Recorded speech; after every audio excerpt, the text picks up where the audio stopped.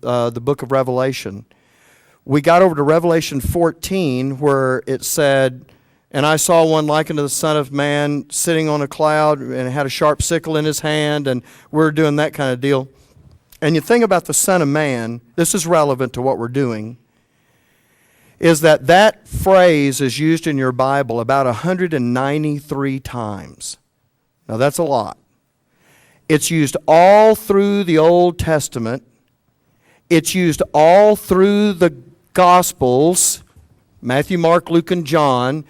Jesus refers to himself, "Who do men say that I, the Son of Man, am?" Remember all of that? And then, the Matthew 24, "And they shall see the Son of Man coming." Well, here's the thing about that. Son of Man is a messianic title that represents the dominion that is given to Jesus Christ by the Father over the earth.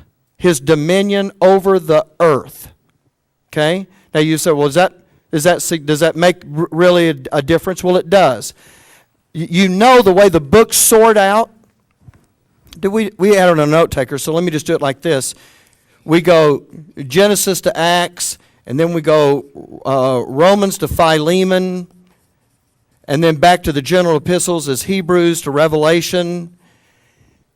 And remember Acts, well, let's do it like this. Acts through Acts 8. Remember, that's what we're doing. That's the Israel program. Remember? We came all the way from Genesis, and we followed the Israel program, and then the Gospels, and then the first 8 chapters of Acts. Then Paul writes Romans to Philemon, and then you come back and finish up the Israel program in Hebrews to Revelation. What's really interesting about this title, the Son of Man, is it's all through the Old Testament, and it's all through the Gospels, and it's in the general epistles. Do you know how many times Paul uses the phrase Son of Man?